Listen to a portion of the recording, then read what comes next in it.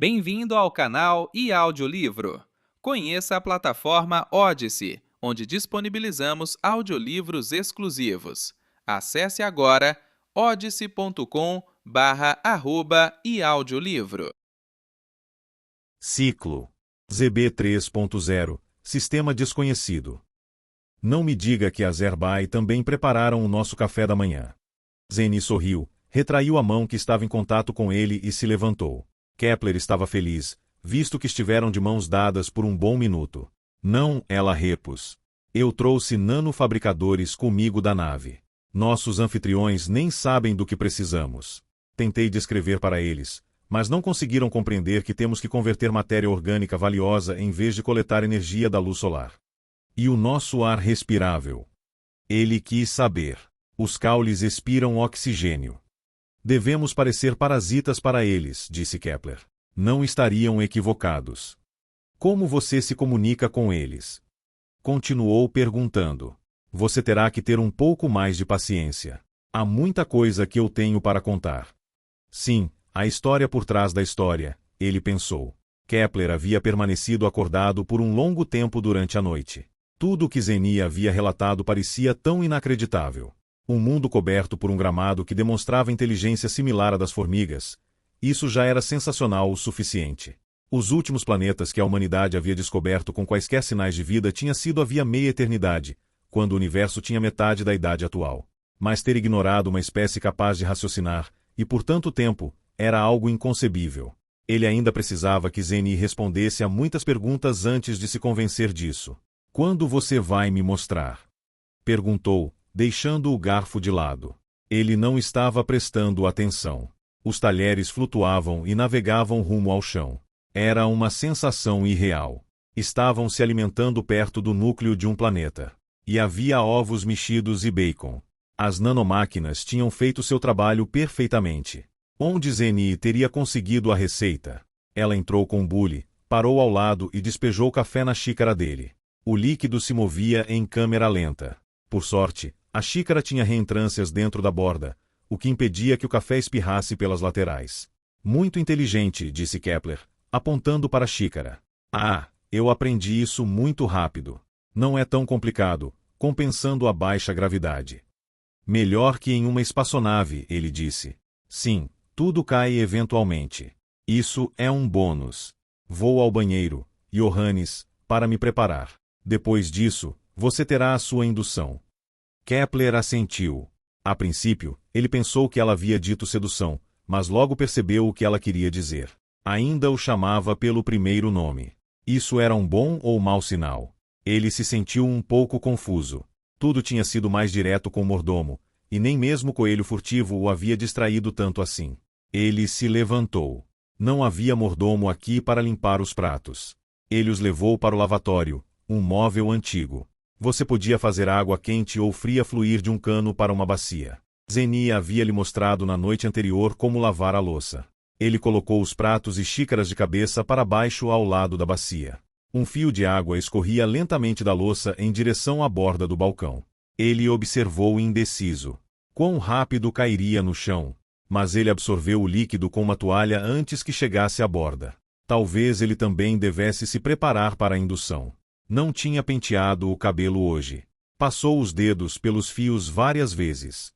Sem um espelho, Kepler não pôde verificar o quão bem-sucedido foi o ato, mas sem dúvida foi melhor que nada. Agora, foi até a borda da plataforma na qual Zeni havia construído o alojamento. Palafitas elevavam a plataforma aproximadamente 1 metro, e 4 degraus levavam até o chão, onde os caules cresciam. Ainda se recuavam com a presença do visitante. Também haviam se espalhado sob a plataforma. A maior parte da luz vinha de baixo, então a plataforma não projetava sombra nas plantas. Kepler se agachou e estendeu a mão. Mas os caules não reagiram. Um animal poderia ter se aproximado por curiosidade e cheirado seus dedos. A grama não estava interessada nele, só queria sair do caminho de seus pés. Será que a vegetação redesenhou o planeta assim? E será que instalou um buraco negro no núcleo para coletar energia? Era difícil de acreditar. Não seria mais provável que algum arquiteto tivesse pregado uma peça elaborada? Modificar geneticamente a grama para se comportar assim teria sido a parte mais difícil. Mas escavar um planeta e equipá-lo com um buraco negro, isso não era mágica. Era simplesmente caro demais. Se o sistema não estivesse registrado em nenhum banco de dados, então alguém poderia ter conseguido tudo isso sem que ninguém percebesse. Não havia chance de visitantes acidentais, e a próxima estrela estava a 3 anos-luz de distância, então não haveria nenhum observador. Kepler, você vem. Zeni estava de pé na plataforma, acenando. Estava com um vestido diferente, um quipau, de gola alta e justo. Combinava perfeitamente com suas características faciais. Um dia ele teria que perguntar se ela nasceu assim. Ou seria rude. Construir um corpo de acordo com seu próprio design já havia muito tempo deixado de ser considerado decadente. Estou indo, respondeu, levantando-se e subindo os degraus. Por aqui. Annie o levou para o interior da casa. Era estranho. A casa consistia em 2 quartos, sendo que a sala e cozinha eram combinadas. Zeni não deveria ter algum tipo de sala de tecnologia? Sua ex-namorada parou no meio da casa, no corredor que unia os cômodos. Ela se agachou e colocou as mãos no piso. Então uma escotilha redonda se abriu na frente dela. Uma câmara de descompressão, anunciou Kepler. Não exatamente, replicou Zeni. Kepler caminhou até a borda. Abaixo dele havia um buraco escuro de cerca de 1,5 metros de diâmetro. De novo, não. Ele deu um passo para trás e cruzou os braços. Você pode pular ou usar a escada, como quiser, disse Zeni. Ele esticou a cabeça para a frente. Havia algo como uma escada presa na lateral do poço. Não parecia particularmente estável, mas aqui ele pesava quase nada. A escada seria na verdade apenas para subir de volta, explicou Zeni. Ah, sim, esse era outro problema. O longo poço pelo qual ele havia descido não parecia ter uma escada. Como realmente voltaremos para a superfície? Ele a indagou. Não que eu não goste daqui, mas não seremos capazes de salvar o mundo daqui de baixo, não é mesmo? Não se preocupe, isso está resolvido. Mas agora você precisa entrar. Kepler deixou escapulir um suspiro e pulou. Flutuou lentamente. Estava tão escuro que ele não conseguia dizer o quão rápido ou profundo se afundava. Então levou um choque quando seus pés tocaram o fundo. Annie também deveria chegar em breve. Ele podia sentir o cheiro de seu perfume. Ela devia estar perto. Isso o tranquilizou imensamente. E agora? Quis saber. Um pequeno bueiro se abriu ao seu lado, quase tão alto quanto ele. Uma luz fraca vinha do cômodo mais à frente. Era o suficiente para que pudesse ver Zeni, quem estava tateando o caminho ao longo da parede do outro lado do poço. Outra abertura apareceu. Demora um pouco para se acostumar, Zeni o deixou saber. Mas peço a sua compreensão. Você tem que tirar a sua roupa. O quê? Tire a roupa. Tudo bem. E você? Vou me despir também. Mas é melhor você não olhar. Eu sou um cavalheiro, ele insinuou. Mas qual é o sentido disso? Você verá em breve. Aproxime-se da abertura.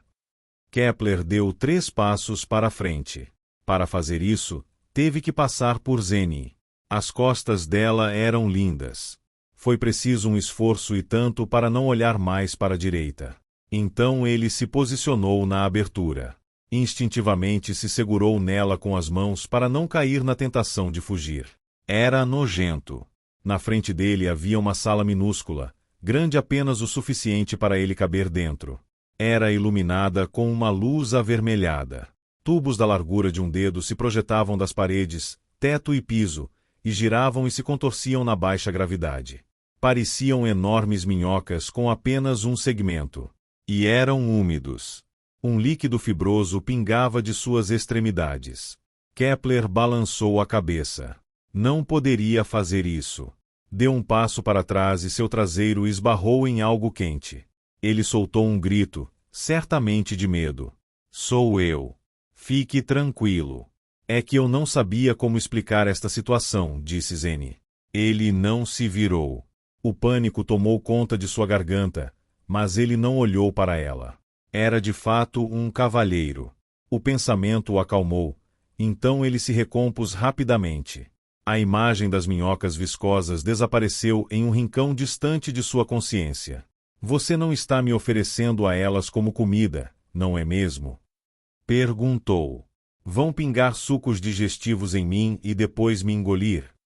A gargalhada de Zeni soou como um sino. Ele gostava dessa gargalhada. Que imaginação pervertida você tem. Não, Kepler, é para a comunicação.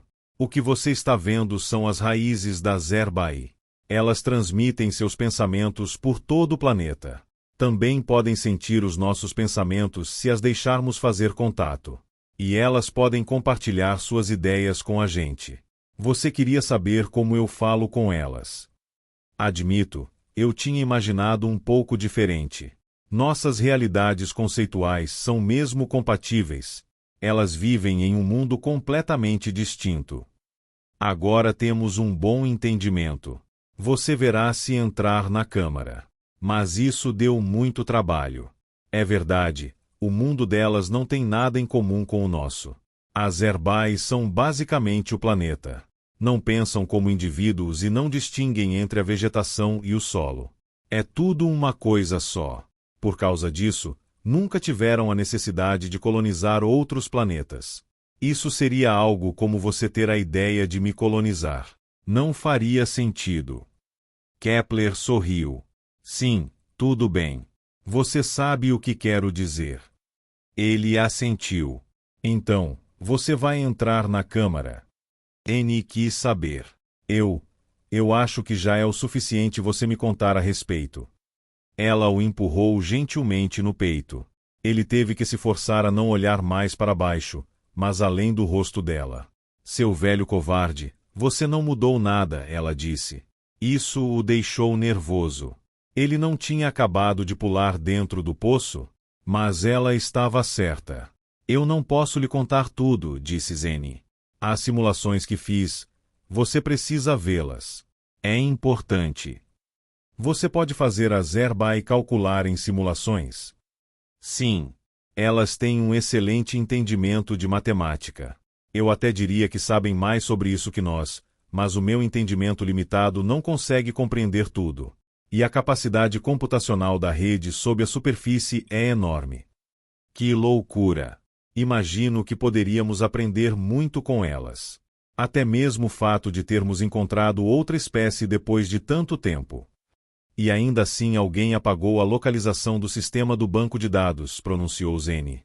Ela enxugou a testa. Estava muito quente aqui embaixo. Você precisa dar uma olhada na simulação. Acho que alguém tem algo contra Zerbai, disse Zeni.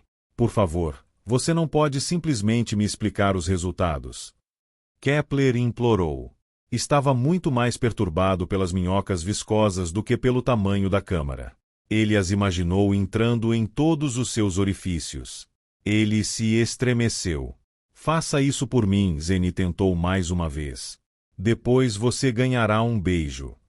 Agora ela estava usando a velha tática. Cara, não caia nessa jogada barata, ele pensou. Mas a ideia era atraente. Eles poderiam voltar a ser como costumavam ser. Não quando eles brigavam constantemente, mas antes disso, os tempos felizes. Kepler lutou mentalmente consigo mesmo. Estavam falando sobre salvar uma espécie inteligente, e ele estava pensando em um beijo. Quão baixo ele poderia realmente ir? Promete. Perguntou por fim. Annie o encarou com severidade. Você me conhece, ela disse. Era a verdade. Ela sempre cumpria promessas se pudesse. Então, havia apenas um risco, as minhocas poderiam engoli-lo. Ou talvez o contato com uma civilização alienígena fosse demasiadamente grande para que seu pequeno cérebro masculino suportasse, e ele ficaria louco quando saísse da câmara. Então era assim que seria. Ele se virou, foi até a abertura e se deixou afundar na câmara. Ele não caiu. Algo o segurou por trás e o manteve em uma posição confortável. Ele não queria pensar no que o estava segurando. Mas então não conseguiu mais suprimir o pensamento, porque as minhocas o estavam envolvendo. Fios viscosos deslizavam por sua barriga, suas costas, entre suas pernas, enrolando-se em seus braços e pernas. Kepler ainda conseguia se mover. Isso era um alívio. As raízes da Zerbai, porque não eram minhocas, eram raízes, precisava continuar se lembrando disso, eram surpreendentemente gentis com ele. Como isso teria acontecido no primeiro contato de Zeni, quando as raízes ainda não conheciam o corpo humano? Como as Azerbai saberiam o quão firmemente poderiam se enrolar em torno de uma garganta humana se nunca tivessem conhecido o conceito de um pulmão? Mas talvez elas pudessem sentir se Zeni estava desconfortável, assim como sentiam a aproximação dele.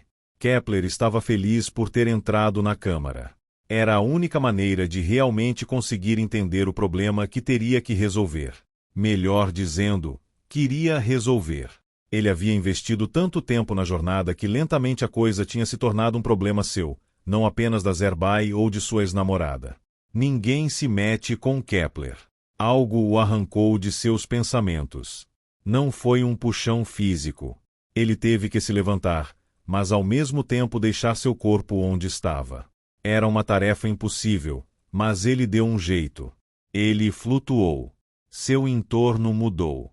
Rapidamente ficou escuro. Estrelas apareceram. Estava flutuando no espaço, ainda nu. Kepler olhou ao redor. Não havia como confundir. Acima dele pulsava o coração da Via Láctea, o buraco negro Sagitário Asterisco. Antes, tinha sido bem modesto, quando comparado a muitas galáxias vizinhas. Mas então veio a grande unificação. Primeiro as nuvens de Magalhães e depois Andrômeda se fundiram com a Via Láctea, progredindo para uma galáxia elíptica gigante. Seus corações se uniram em um espécime verdadeiramente admirável que não mais precisava se esconder. Cuidado! Estou iniciando a simulação, disse Zeni. Ele olhou ao redor, mas estava sozinho no espaço. Estrelas individuais estavam agora sendo extintas na região ao redor de Sagitário a Asterisco. O buraco negro as comia e crescia. Então, acontecia o mesmo com aglomerados inteiros de estrelas. Também desapareciam na garganta gananciosa, negra e infinitamente profunda. Sagitário a Asterisco crescia e crescia. Os arquitetos e seus assistentes haviam estacionado centenas, milhares, milhões de sistemas estelares em sua vizinhança, conforme planejado pelo projeto de resgate, tendo proporcionado a eles o ímpeto correto para mergulharem um após o outro na garganta gananciosa que garantia seu fim nesta realidade. O plano promulgado pela convenção tinha funcionado. Mas por que Zeni estava mostrando isso a ele? Eles não podiam ter chegado no fim ainda. E então Kepler entendeu o que assustava sua ex-namorada. Sagitário Asterisco tinha se tornado tão poderoso que procurava mais comida por conta própria. Estava arrastando o canteiro de obras da esfera gigantesca que mais tarde deveria sugar a energia dele. O buraco negro havia se expandido mais do que qualquer pesquisador havia previsto. Tinha esvaziado as regiões internas da Via Láctea e inchado, inchado e inchado.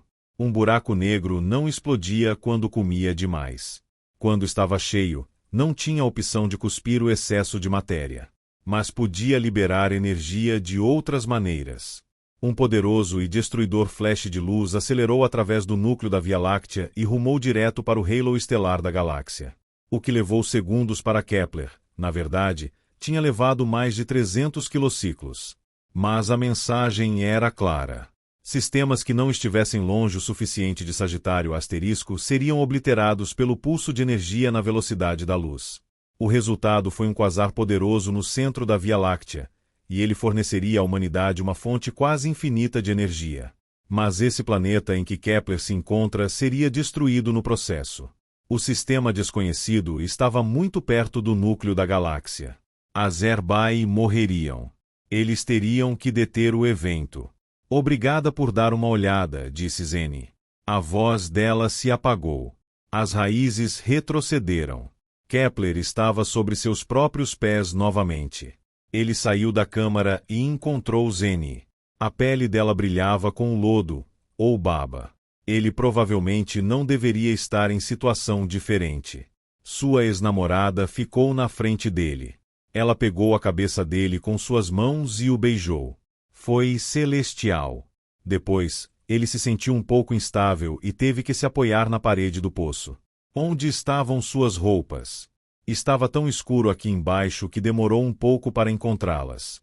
Não sei como você está se sentindo, declarou Zeni, mas sempre preciso tomar um banho depois de uma sessão como essa. Boa ideia, ele replicou. Ele tinha tantas perguntas. Qual deveria fazer primeiro? Vamos tomar banho juntos?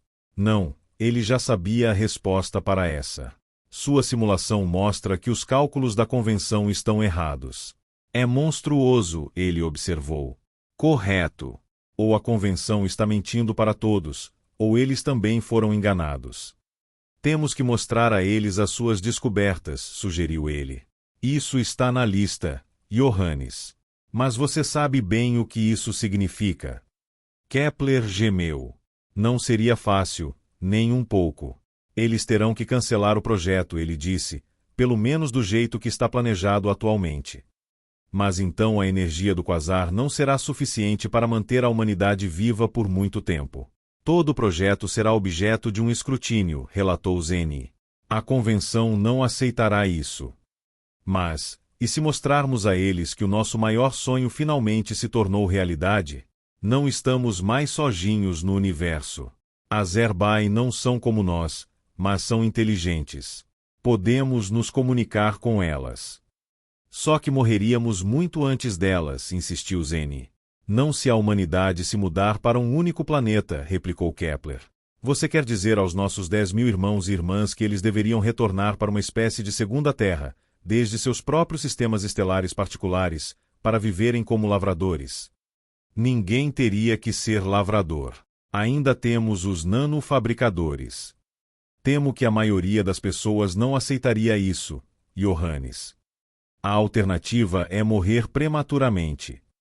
Não, a alternativa é deixar as Erbai morrerem por nós, rebateu Zeni. Kepler estava suando. A situação realmente parecia sem esperança, porque ele sabia que Zeni estava certa. Era uma ideia romântica essa de que a humanidade se estabelecesse em um único planeta novamente, mas a maioria das pessoas não veria dessa forma.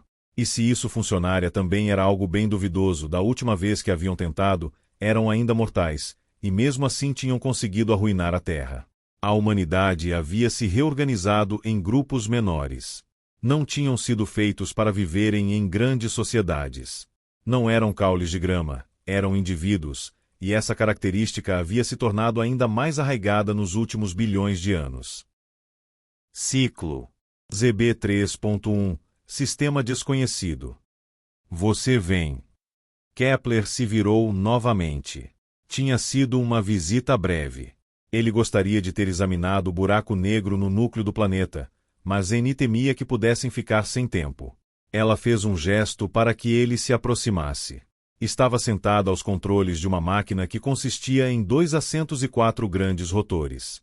Ele andou através da grama pela última vez, e os caules recuaram atentamente. O que ele estava vendo não eram as Erbai. Os caules eram pouco mais do que os pelos finos em sua pele, mas também se moviam quando tocados. A forma de vida que ele havia tido a sorte de conhecer era o próprio planeta. Ele ainda não conseguia compreender tudo isso por completo. Ele, dentre todas as pessoas, o segundo humano a fazer contato com essa inteligência alienígena. Não, isso não era verdade. Esse sistema não tinha sido excluído do banco de dados sem motivo. Alguém devia ter vindo aqui antes dele. Antes de Zeni. Alguém que havia guardado conhecimento para si mesmo, ou si mesma, e inclusive tivesse feito esforços consideráveis para garantir que o planeta continuasse em tal situação. Essa pessoa devia ter interesse em garantir que o projeto de resgate prosseguisse exatamente conforme planejado. Basicamente, todos os humanos estavam sob suspeita. A própria convenção poderia estar envolvida. Mas simplesmente permitir que uma civilização alienígena, o maior sonho da humanidade, morresse, nem todo humano faria isso conscientemente. Os Curies o fariam. A visita deles a K2-288-BB ainda estava vívida na memória de Kepler. A maneira como haviam perguntado por Zeni era mais do que apenas curiosidade. Onde eles poderiam estar agora? Estariam a caminho da convenção, ou mesmo de Sagitário asterisco, para colocarem seu plano em ação? Johannes, você está aí. Desculpe-me, eu estava perdido em pensamentos. Ele se sentou no assento atrás de Zeni. Pronto, ele afirmou. Ela empurrou uma alavanca para a direita de seu assento. As 4 hélices acima dele aceleraram até a velocidade máxima e eles já estavam voando. Uau, isso é fantástico, ele disse. Sim, conceito antigo, mas perfeito para estas condições. Só precisamos subir, e teremos atmosfera em todas as partes. Ele se recostou e fechou os olhos. Então algo lhe ocorreu. Se quiser que eu assuma o seu lugar, ele se voluntariou. Zeni soltou uma gargalhada. Você quer dar o fora no meio do voo? Ele olhou para baixo. A gravidade ainda estava baixa, porém, logo mais acima seria bem desafiador trocar de lugar. Eu só queria lhe propiciar uma opção, ele disse. Obrigada, mas você pode usar as próximas 6 horas para descansar, repôs Zeni. Eu também posso mudar o helicóptero para o piloto automático. Iremos direto para cima o tempo todo. Chegaram à superfície no crepúsculo. Kepler ficou perplexo. Até então, só tinha visto o planeta à luz do dia ou na escuridão. Mas, é lógico, aqui no polo eles estavam na zona de transição. Uma brisa forte soprava na zona de luz do dia. O vento frio fluía pela superfície em uma direção, o ar quente na outra direção mais acima. Era assim que os lados diurno e noturno se resfriavam e se aqueciam mutuamente. O helicóptero não era muito adequado para essas condições, então Zeni pousou o mais rápido possível. Tinham concordado em voarem juntos na nave em que ele havia chegado. Isso tinha deixado Kepler satisfeito. Significava que ele seria capaz de passar alguns séculos virtuais com Zeni. Virtuais porque ambos experimentariam o tempo a bordo muito mais rápido. Mas ainda deveria levar algumas semanas, pois seu destino era o centro da galáxia onde residia a convenção. Equipe de exploração para mordomo, por favor, entre, disse Kepler no pequeno rádio em sua camisa. O mordomo respondeu instantaneamente. Equipe de exploração. Você trouxe alguém junto? O coelho branco, talvez. Encontrei Zeni. Oh, que prazer extraordinário. Será uma honra servir os dois a bordo. Obrigado, Pupi, mas não exagere, disse Zeni. Você terá que me contar tudo o que vivenciou, disse o mordomo. Estou tão curioso. Claro. Nós passaremos as próximas semanas juntos. Mas agora, por favor, venha nos resgatar. Eu os localizei. O módulo de pouso já está a caminho, mas levará uma hora. Vocês estão bem ao norte. Como isso aconteceu? Longa história. É aqui que termina o poço que leva ao núcleo do planeta. Oh, claro. Estou bastante excitado para ouvir o seu relatório. Ciclo. ZB 8.7, esfera de Dyson 7A. Estavam se aproximando de uma estrela invisível. A esfera, construída por um arquiteto havia 11,9 milhões de anos, irradiava apenas infravermelho. Kepler já sabia disso por ter visitado a esfera 3E, onde tinham reabastecido pela última vez. Essas manobras de reabastecimento eram realmente irritantes, por um motivo em particular. Eles tinham que frear e acelerar novamente.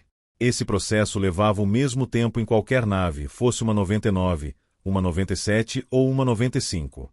Só mais tarde eles poderiam compensar alguns dias de tempo perdido. Mas quem saberia quanto tempo eles teriam para deter o projeto de resgate?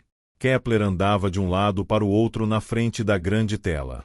Ele não estava realmente chegando a lugar nenhum com Zeni. De alguma forma, ele parecia estar em liberdade condicional com ela. Talvez ela quisesse ver o quão bem ele se sairia salvando o mundo primeiro. Ou ela realmente havia perdido todo o interesse no ex-namorado. Ele achava isso difícil de acreditar.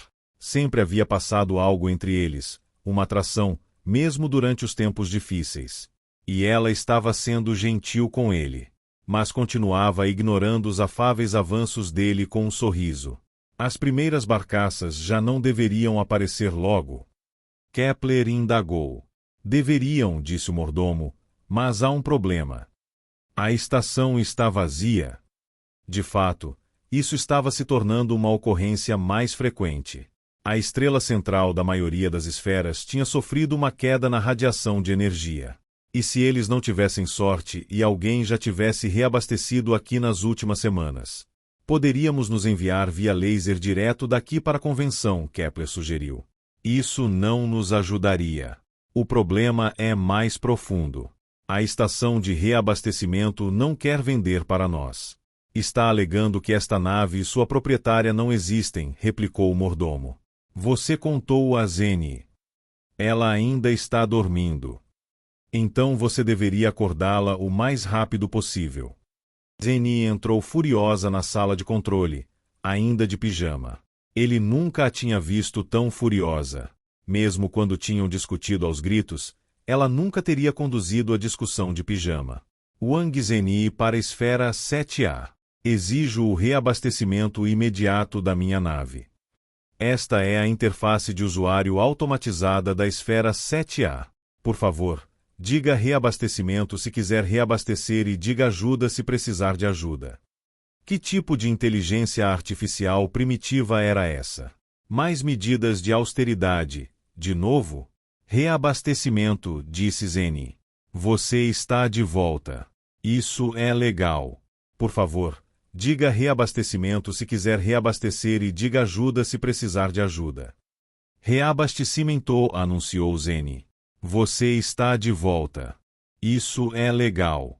Por favor, diga reabastecimento se quiser reabastecer e diga ajuda se precisar de ajuda. Reabastecimento, gritou Zeni ao microfone. Ela pronunciou o T com tanta força que gotas de saliva espirraram na tela acima do microfone. Você está de volta. Isso é.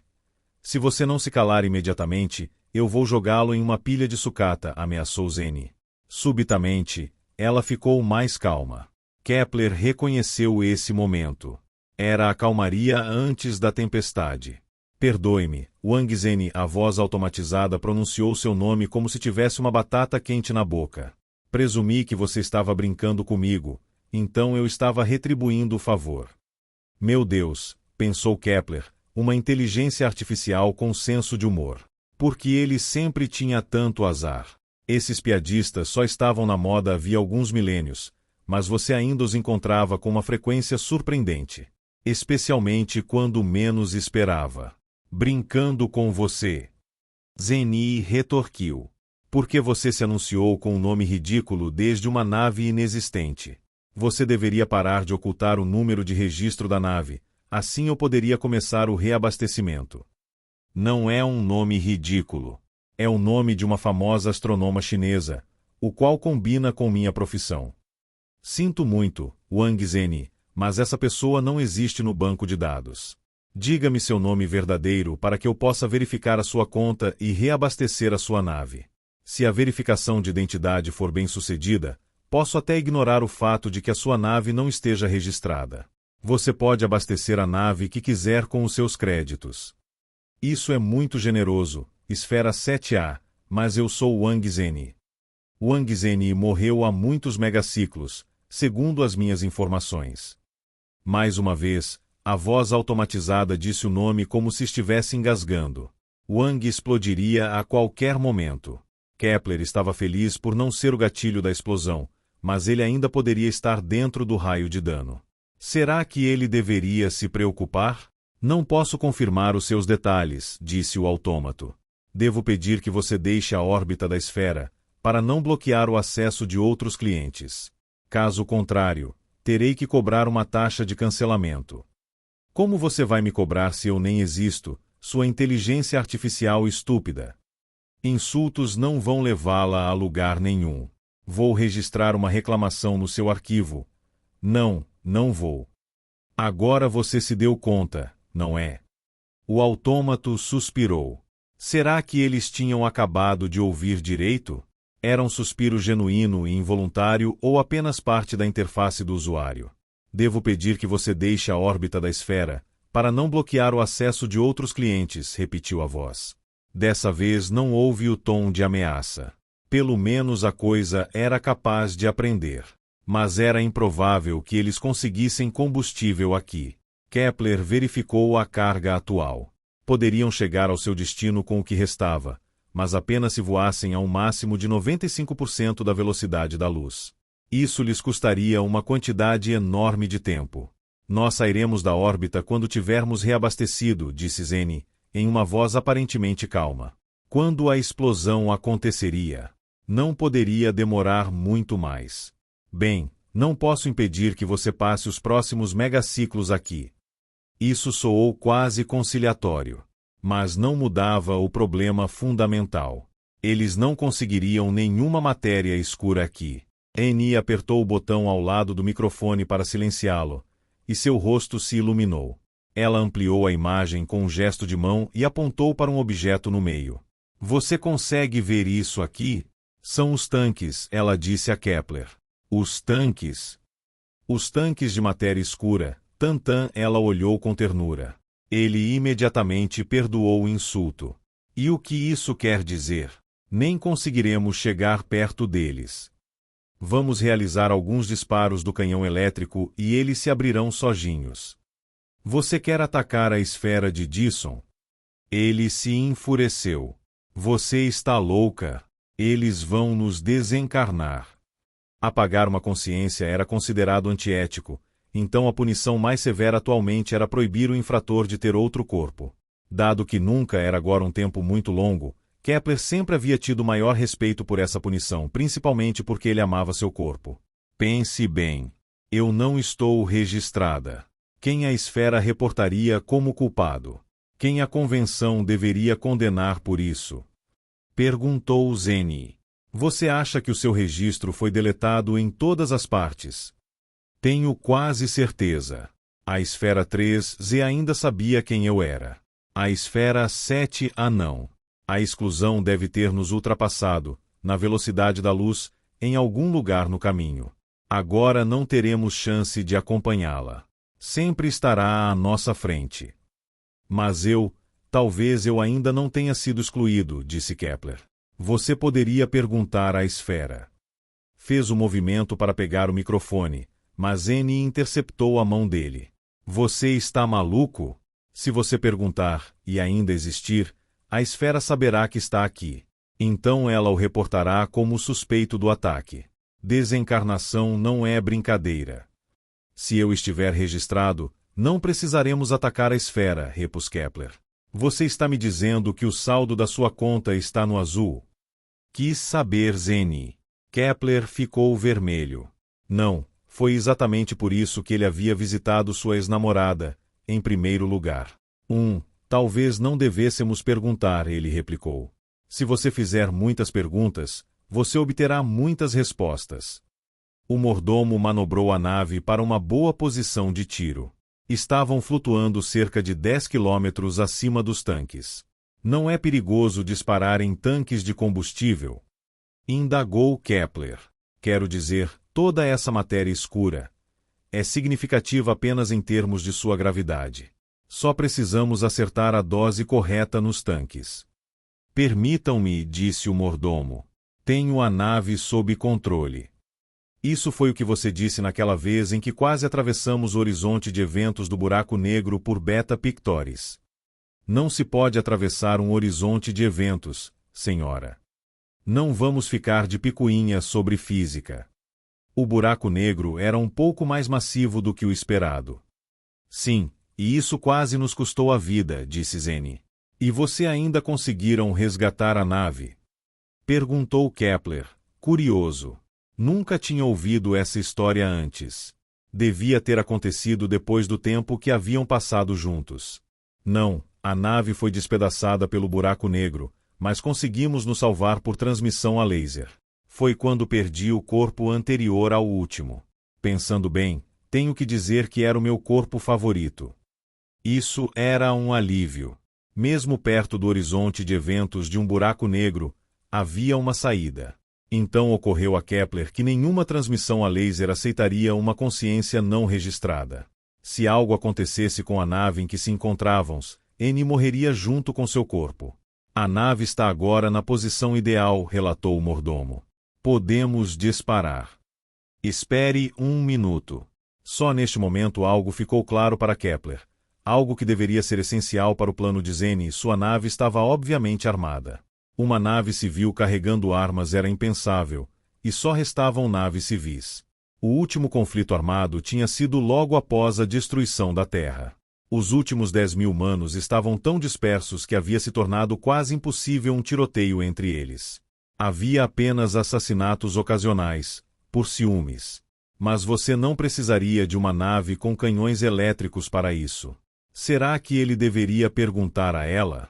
Não, ela apenas o encararia novamente como se ele fosse infinitamente ingênuo. De agora em diante, ele apenas aceitaria as coisas como eram e não faria mais perguntas. Fogo! Ordenou Zeni. Um sorriso se espalhou por seu rosto. Estava se divertindo à beça, mostrando ao autômato onde tomar. Milhares de projéteis de metal com apenas alguns milímetros de diâmetro agora saíam dos canos dos canhões elétricos. Voavam a 4/5 da velocidade da luz em direção aos tanques. Eram invisíveis e imparáveis. Zeni ampliou a imagem dos tanques. Kepler fechou os olhos brevemente e os abriu para ver levantar do primeiro tanque uma grande tampa circular. A matéria escura não estava mais protegida, e o conteúdo do tanque se derramava no espaço, como se alguém tivesse removido a rolha de uma garrafa bem agitada de vinho espumante. Não, uma garrafa de champanhe, ele se corrigiu, esse era mais o estilo de Zeni. O fato de que a parte inferior do container se abrisse microsegundos depois era irrelevante, porque a matéria escura já estava a caminho. Eles só teriam que capturá-la. Oh! Ele estava errado. A destruição completa do container teve consequências. Consequências dramáticas. No interior da esfera brilhava a estrela de fogo, a qual a estrutura tinha sido construída para conter, já não mais contida. Grandes línguas de plasma lambiam os buracos recém-perfurados. Eles não tinham rompido apenas um tanque, tinham atingido 7. Agora o Sol, que até então havia estado enjaulado em um casulo feito por humanos, estava irrompendo rumo à liberdade. E parecia estar furioso. Estava aproveitando a oportunidade para liberar pressão e observar ao seu redor algo do universo, o qual lhe havia sido negado por 11,9 milhões de anos. Zeni, isso não é perigoso, é? Kepler perguntou, mas ela não ofereceu nenhuma palavra reconfortante. O mordomo respondeu em seu nome. Se as erupções solares atingirem os nossos tanques químicos, que Deus tenha misericórdia. Um robô invocando Deus não era nada reconfortante. Eles precisavam das unidades de propulsão química para navegarem em estreita proximidade com os planetas. Eles extraíam sua energia de vários gases explosivos que eram alérgicos a calor excessivo. Então talvez devêssemos bater em retirada rápida, sugeriu Kepler. Voaremos quando os tanques estiverem cheios. Então seremos capazes de chegar à convenção a 99% da velocidade da luz, decretou Zeni. Se deixarmos para muito tarde, não chegaremos a lugar algum, ele rebateu. Se sairmos muito cedo, não chegaremos ao nosso destino de todas as maneiras, sentenciou Zeni. Kepler cedeu ao seu destino. Colocaria sua vida em risco pela inteligência extraterrestre. Quando pensou assim, sentiu-se decididamente bem. Quase tão bem quanto... Ele afastou o pensamento. Primeiro resolva um problema. Então talvez o outro se resolva. 80%, relatou o mordomo. O número parecia bom. Mas mesmo antes do primeiro disparo, seus tanques estavam cerca de 55% cheios. Eu protesto, disse a voz do autômato. Ninguém contestou.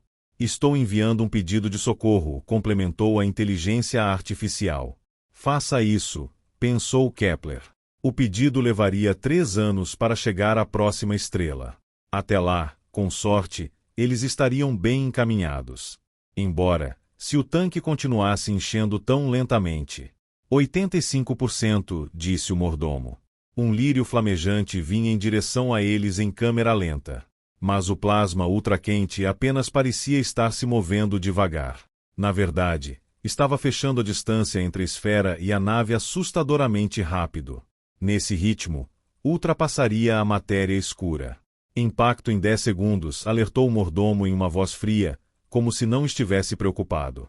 Kepler se agarrou ao assento. Então sentiu 2 pulsos curtos atrás. A nave era enorme. Deviam ter sido explosões substanciais. Os tanques de hidrogênio 718 explodiram, disse o mordomo. A numeração soou reconfortante. Isso significava que eles ainda deviam ter pelo menos 16 tanques de hidrogênio funcionais. 90%. Isso deve ser o suficiente, disse Kepler. Eu quero 100%, decretou Zeni. Kepler apontou para o visor. Outra explosão de fogo estava se aproximando da nave. E essa bolha de plasma parecia mais uma tulipa.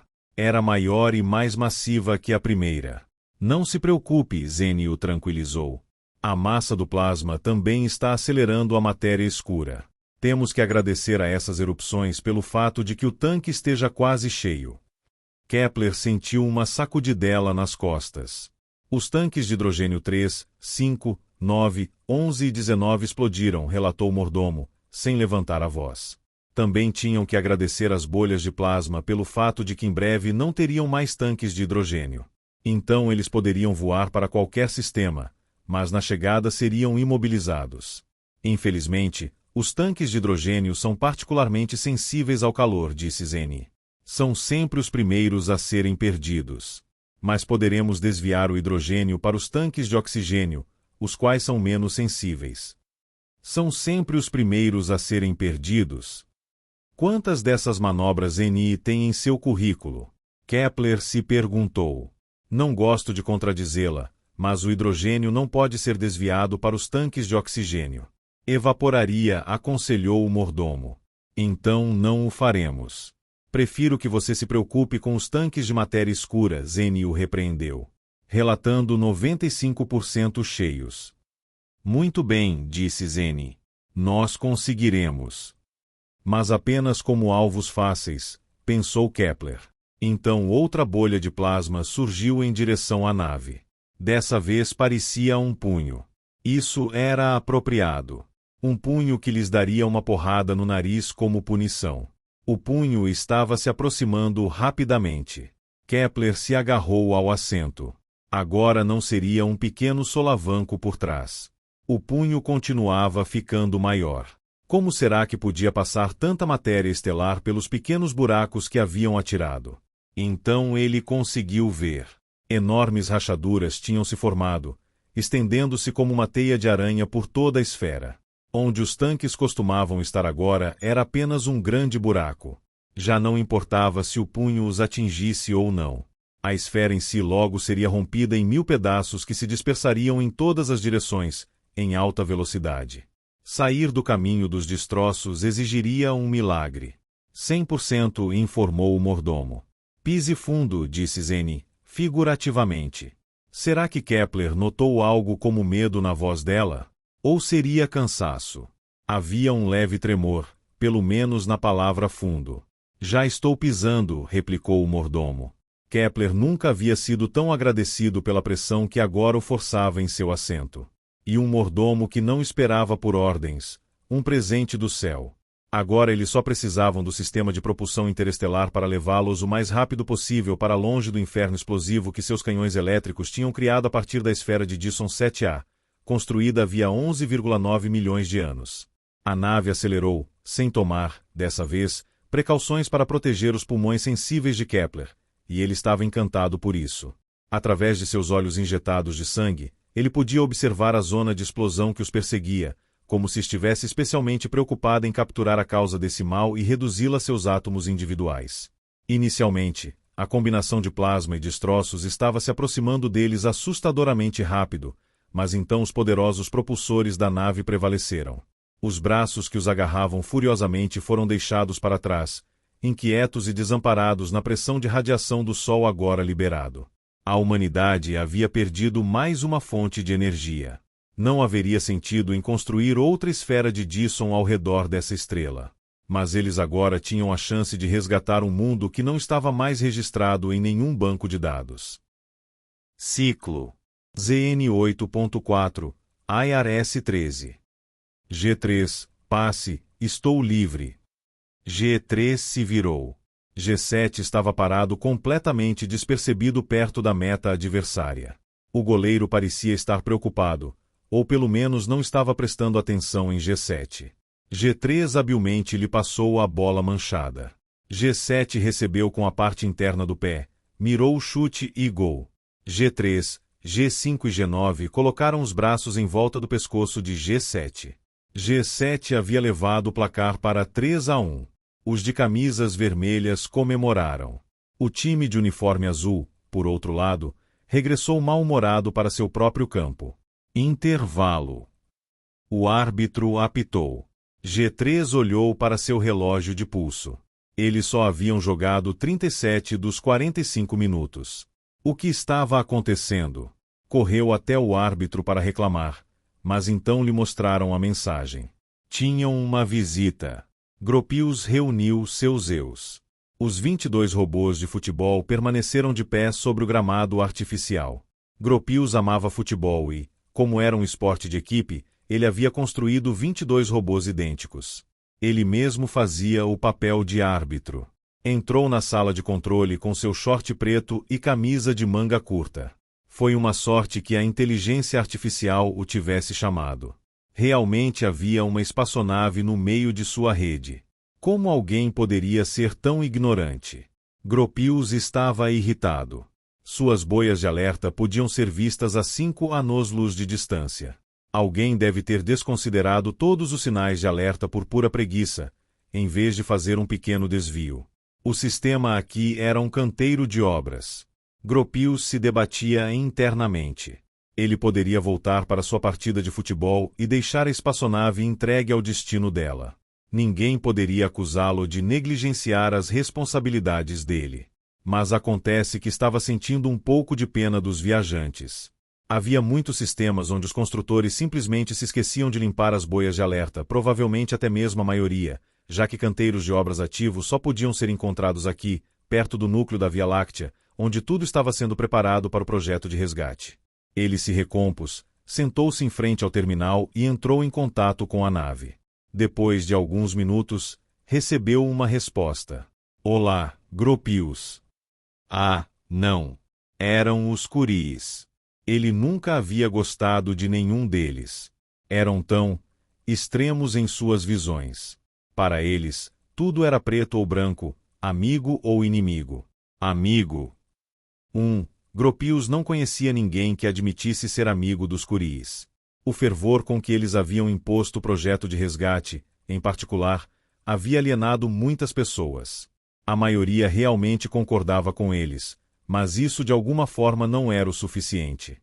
Eles insistiam que você precisava acreditar no projeto de resgate. Gropius não acreditava em nada. De fato, acreditava somente que tudo daria certo no final. Essa atitude muitas vezes o havia servido bem no passado. Então, a visita dos Curies também teria um bom resultado no final. Ele só não sabia o que poderia ser. Os Curies, ele replicou. Que prazer! O que posso fazer por vocês? A conversa prosseguiu arduamente no início por causa da distância, mas a nave dos Curies rapidamente se aproximou. Gostaríamos de falar com você sobre algo. O que seria? Quis saber. Preferimos falar pessoalmente, acrescentou Marie. Gropius cobriu o microfone. Foi polido o suficiente para suspirar somente depois de ter certeza de que os Curies não podiam ouvi-lo. Então é claro que ficarei feliz em recebê-los, mentiu. Gostariam de um pouco de entretenimento à parte? Estou no meio de uma partida emocionante. Talvez assim ele pudesse pelo menos extrair um pouco de diversão da visita desagradável. Ah, futebol. Vocês conhecem.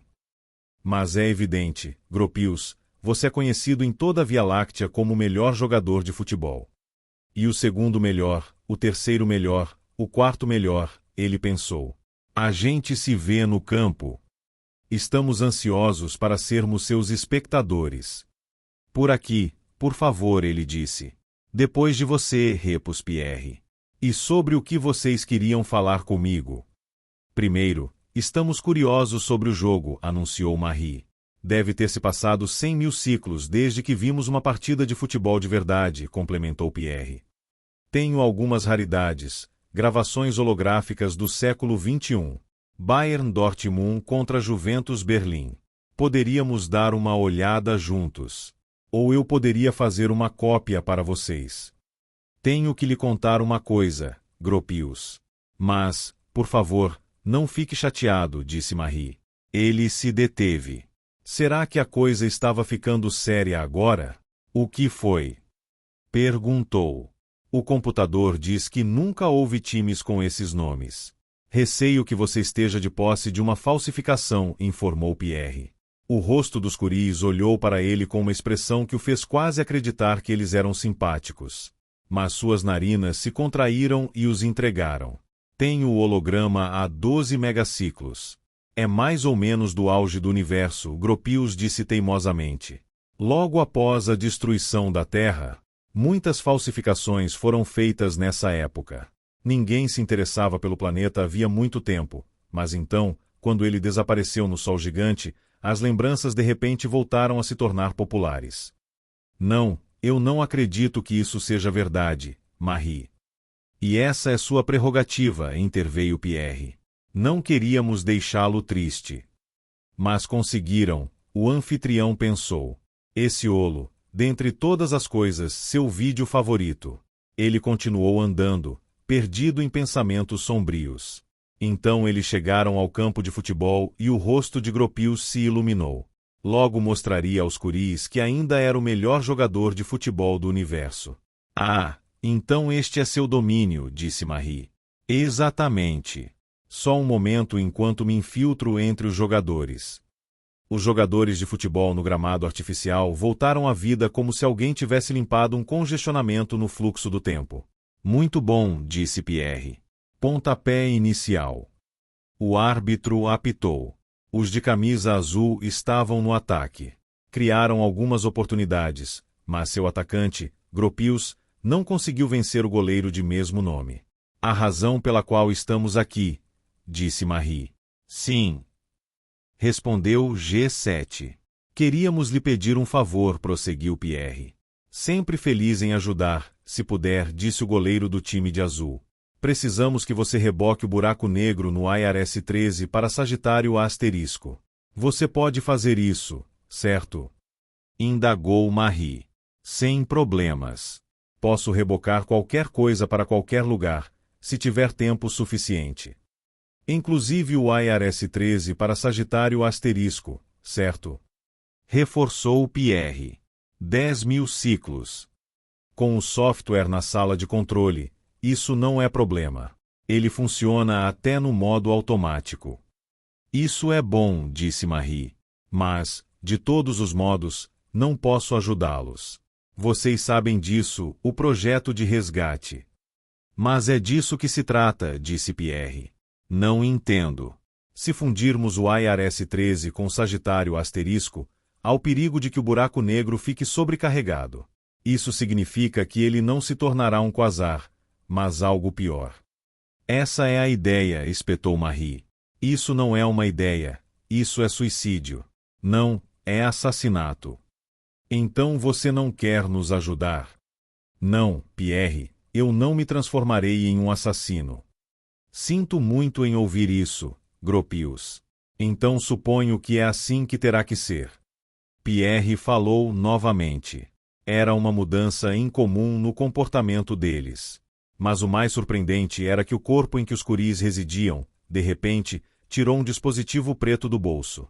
O árbitro, que estava mais perto, reconheceu o objeto primeiro. Era uma arma. O braço direito dos guris apontou para o árbitro. O dedo indicador direito deles se curvou com firmeza. O árbitro levou a mão ao peito e logo caiu ao chão. O braço que segurava a arma se moveu para a esquerda. G7 morreu com um projétil que lhe atravessou a cabeça. Então foi a vez de G11, seguido pelo goleiro do time azul, G13, também azul, G6, G5 e todos os jogadores de futebol restantes. Gropius tentou reunir seus eus, mas, no fim das contas, somente G13 estava disponível para ele. Você realmente é o melhor jogador de futebol do mundo, disse Pierre. E o único, complementou Marie. O dedo deles puxou o gatilho uma última vez. O projétil destroçou o cérebro do melhor jogador de futebol do mundo. Sua consciência, sem ter para onde ir, expirou. Ciclo. ZR 1.1. Convenção. De longe, você poderia ter confundido a convenção com uma esfera de Dyson. Kepler estava entediado, então exibiu os dados de todos os sensores de longo alcance na tela. Comparada a uma esfera de Dyson, no entanto, a convenção era bem escura em infravermelho, como se confinasse um sol extinto havia muito tempo. A jornada estava chegando ao fim. Kepler observou os dígitos contando rapidamente os anos-luz. 3 urras para a dilatação do tempo. Para um observador externo, a nave pareceria estar se movendo lentamente pelo espaço, de maneira tortuosa, mas para ele o deslocamento acontecia muito mais rápido. Pouco a pouco, ele conseguia distinguir mais detalhes na superfície da esfera. A 99% da velocidade da luz, não era fácil escanear os arredores. Os feixes do sensor eram apenas um pouco mais rápidos que a nave. Mas o que agora se tornava evidente era a imensidão da convenção. Kepler se lembrou de sua inauguração, cerca de um megaciclo após a destruição da Terra. A humanidade deveria celebrar as possibilidades ilimitadas dessa nova estrutura tão perto do núcleo da Via Láctea. Gropius, Le Corbusier, todos os arquitetos famosos tinham colaborado para torná-la realidade. A convenção englobava um aglomerado globular de estrelas, uma mini-galáxia, por assim dizer. Tinha sido projetada para fornecer espaço suficiente para o 4 trilhão de pessoas que deveriam povoar a Via Láctea, de acordo com o prognóstico da época. Mas nada acabou acontecendo. Os humanos simplesmente não viam mais razão para procriarem. Ainda assim, a convenção ainda estava ali, e tinha sido um lugar adequado para concluir o projeto de resgate. O perfume de Zeni chegou ao seu nariz. Ele se virou. Bom dia, Johannes. Ela o cumprimentou. Ele não sabia. Ela estava usando um terninho elegante hoje e estava perfeitamente alinhada. O mesmo para você. Dormiu bem. Fiquei acordando várias vezes e não conseguia voltar a dormir. Às vezes, sinto falta do som da sua respiração, ela disse. Isso pode ser facilmente corrigido. Eu sei. Só preciso de um tempo, Johannes. Eu gosto de você, mas há um problema. Um problema. Não quero discutir isso agora. Ok. Passei as horas sem dormir pensando sobre a nossa chegada à convenção, disse Zeni. E você deveria fazer o contato, solicitando a entrada. Se eu registrar o pedido, serei obrigada a provar a minha existência novamente. Eu pensei nisso também. E se eu tiver sido excluído do banco de dados? Então teremos que pensar em outra coisa. A esfera da convenção provavelmente está bem dilapidada. Você está pensando nos canhões elétricos, Zeni? Está se lembrando do que aconteceu depois que os empregou na esfera de Dyson? Não há nenhuma estrela quente atrás da convenção. Mas os destroços ainda podem ser perigosos para nós. Você me convenceu, Johannes. Vou simular um ataque à esfera da convenção, então saberemos o quão perigoso poderá realmente ser. Mas o melhor cenário seria se você passasse a lábia no controle de acesso.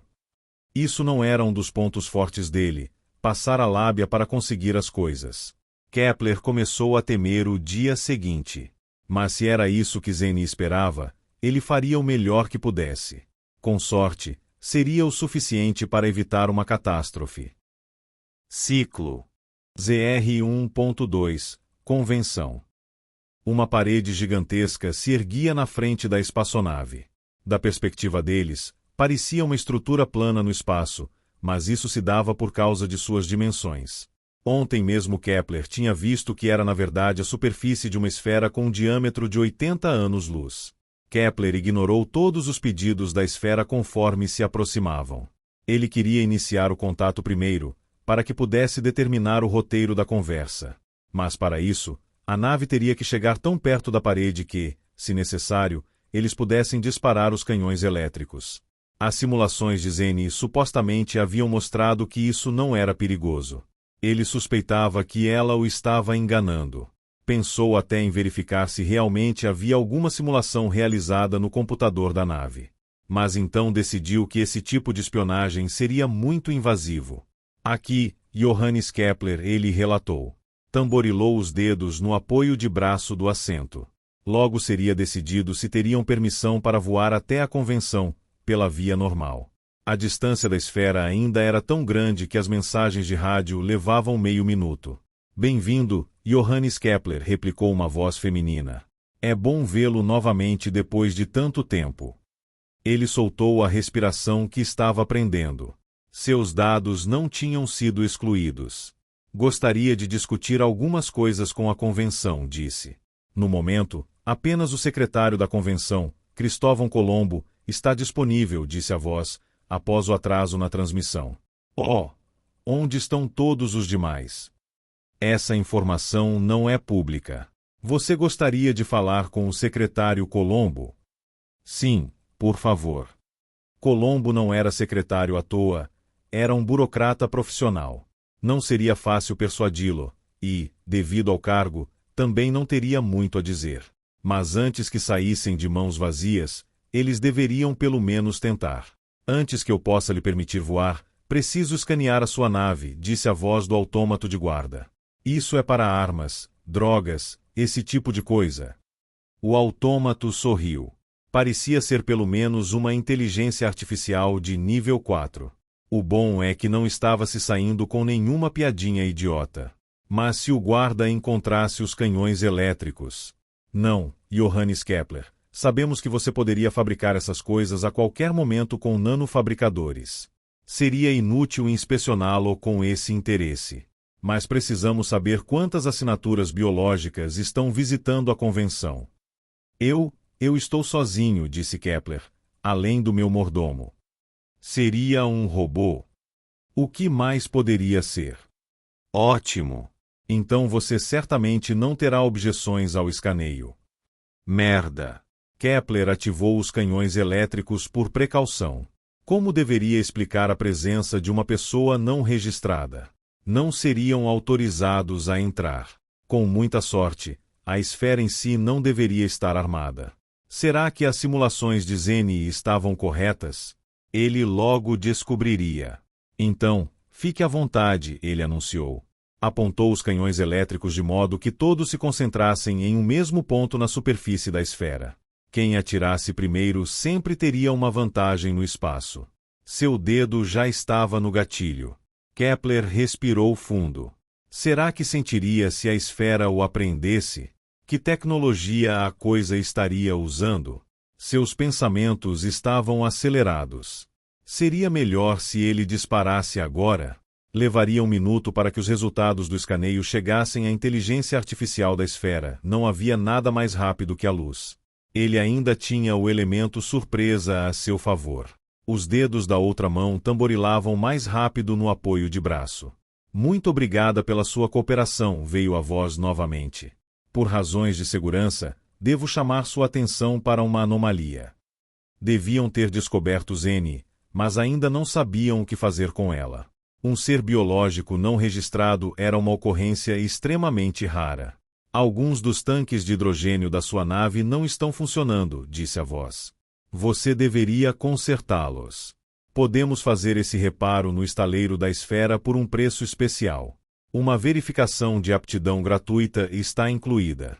Diga o seu nome e sim, eu aceito se quiser aproveitar a nossa oferta especial. Kepler tirou o dedo do gatilho e se recostou no assento. Tinham notado os tanques de hidrogênio, mas não Zeni. Como será que ela havia conseguido isso? Sua ex-namorada sempre tinha algo na manga. Teria sido melhor se ela o tivesse avisado com antecedência. Mas ele não reclamaria, pois, do contrário, ela o acusaria mais uma vez de ser um covarde. Johannes Kepler. Sim, eu aceito, anunciou. A esperança era de que o cheque especial de sua conta cobrisse os gastos. Você fez uma boa escolha. Nós lhe atribuiremos uma doca de atracação na esfera interna. A posição será transmitida automaticamente para o seu sistema de navegação. Muito obrigado, ele disse, e encerrou a conexão. Uma luz verde piscando na tela indicava seu próximo destino. Ele colocou a nave no piloto automático. Kepler nunca havia se sentido cômodo ao se atracar a uma esfera. A nave era enorme e reagia muito lentamente aos comandos de direção, e você tinha que prestar atenção especial a todas as dimensões espaciais, o que sobrecarregava seus poderes de imaginação. Ele realmente não queria danificar mais tanques ou cais, nesse caso específico.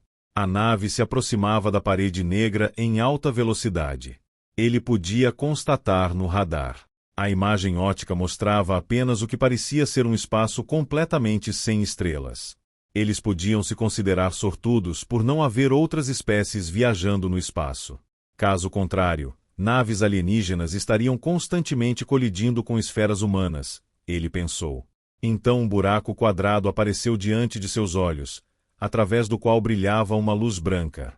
A abertura parecia minúscula. De jeito nenhum a nave passaria por isso. O piloto automático os guiava em direção ao quadrado em um ritmo alarmante. Ele sentiu uma mão em seu ombro e se assustou. Era Zeni. Será que ela não poderia avisá-lo quando estivesse entrando na sala de controle? Você está se saindo muito bem, ela disse. Kepler ficou satisfeito com o elogio, mas sentiu que estava sendo tratado como uma criança. Ele tinha certeza de que não era isso que queria. Ajustou sua posição no assento para que a mão dela se deslizasse do ombro dele. Perdoe-me, disse Zeni. Estou falando como se você fosse uma criança. Ela havia lido os pensamentos dele e se desculpado. Por fim, Zeni se afastou, mas seu perfume permaneceu no ar. Isso o deixou de bom humor. A nave alcançou a abertura e enfiou o nariz por ela. Kepler se maravilhou com a estrutura da esfera. Tinha apenas 1 quilômetro de espessura, mas encerrava um volume enorme. O mais certo era que o design fosse de Le Corbusier. Agora a esfera interna estava diante dele, ainda mais milagrosa. Era transparente. Ele podia ver as 200 estrelas do aglomerado globular, orbitando a uma distância mínima uma da outra. Era uma visão que você já não mais podia observar, visto que todos os demais aglomerados globulares haviam sido extintos muito tempo antes. Esse, dentro da esfera, seria preservado para sempre, graças à estrutura feita pelo homem que o rodeava. Ou pelo menos até que se queimasse cada estrela individual que o compunha. A nave atracou. Eles desembarcaram pela câmara de descompressão. Não precisavam de trajes espaciais. O cais tinha uma passagem de saída anexada à câmara de descompressão, através da qual eles poderiam flutuar até as salas de recepção.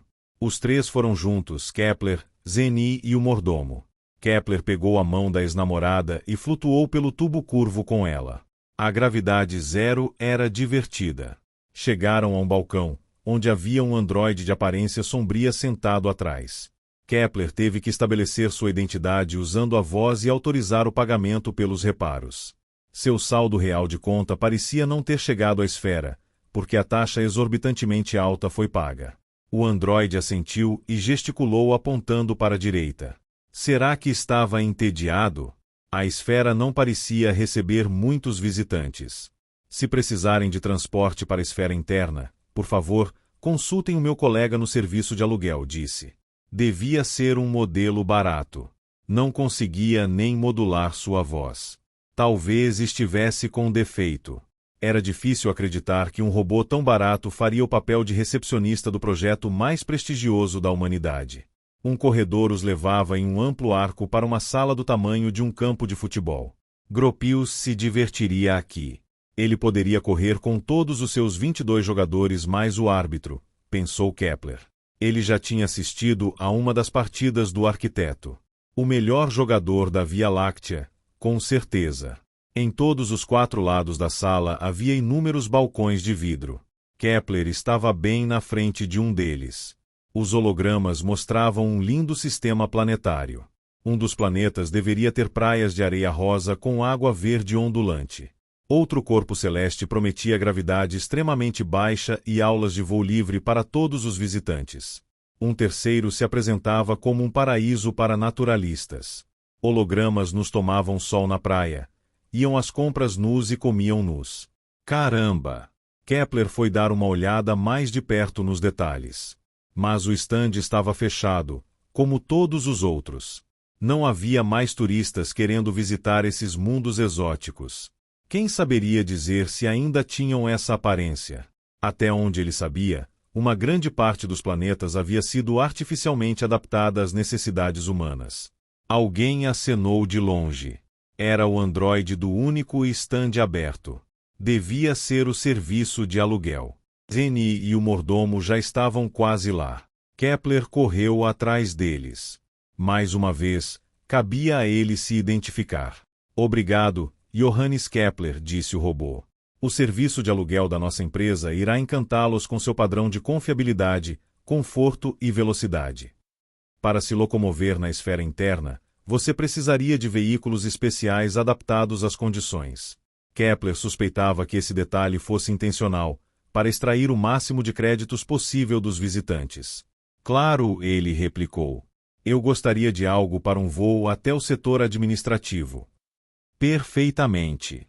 Vejo que precisam de 3 lugares. Posso oferecer um veículo de 4 lugares pelo preço padrão. Mas também posso ver que você é um homem que aprecia as coisas boas da vida. O robô piscou e gesticulou sutilmente em direção a Zene, como se ela não estivesse ali. Kepler regressou o olhar para o sujeito, interrogativamente. Na verdade, tenho algo muito especial para vocês, um dos nossos poucos conversíveis exclusivos. Imagine só, você poderá correr sob o céu aberto com sua namorada. Ele falou a palavra com ênfase particular. Não é romântico. Se quiser, também podemos armazenar o seu mordomo aqui durante o passeio, para que possam ficar completamente tranquilos. Você já tentou fazer isso diretamente em espaço aberto? O androide olhou para ele, de forma conspiratória. O conversível custará apenas uma sobretaxa de 150%. Diga eu quero para fazer o pedido. Eu não quero, disse Kepler. Você entendeu mal. Tenho uma reunião importante com o secretário Colombo, da qual gostaria de participar o mais rápido possível. Claro, rebateu o robô. Entendo, você prefere algo mais barato. Também temos uma oferta que se encaixa no seu orçamento. Estou ouvindo. Um transportador gratuito pode fornecer condução para todos os planetas neste sistema mediante solicitação. Só que você terá que dividir o veículo com outros visitantes. Kepler se virou. Não havia ninguém ali além deles. Outros visitantes? Perguntou. Bem, não está fora de questão que alguém possa vir. Portanto, acho que o nosso exclusivo conversível será mais do seu agrado. Se fizer o pedido agora, receberá um voucher de combustível que poderá resgatar em qualquer esfera de Dyson. Obrigado. Vou esperar pelo transportador. Se fizer a sua reserva hoje, o transportador estará pronto amanhã às 8 horas, horário padrão. Quanto tempo dura o voo? O voo para o setor administrativo leva exatamente 20 horas e 3 minutos. Ótimo, então reservarei o transportador gratuito. Neste momento, posso oferecer ainda um upgrade acessível para a primeira classe. Isso inclui... Não, obrigado, Kepler o interrompeu. Diga eu quero para concluir a sua reserva. Eu quero. E onde passamos a noite? A bordo da sua nave, eu sugiro. Infelizmente, não oferecemos quartos aqui. Ciclo. ZR1.3. Convenção. Eu deveria ter perguntado de onde o transportador sai, disse Kepler. O androide não disse, então deve ser fácil de encontrar, repôs N. Cada um carregava uma mochila cheia de comida, além dos suprimentos de viagem habituais. Kepler não tinha ficado surpreso pelo motivo do mordomo ter preparado a própria mala de viagem. Eles estariam a caminho por pelo menos 3 dias, e como o mordomo estava sempre impecavelmente vestido, precisaria de uma troca de roupa.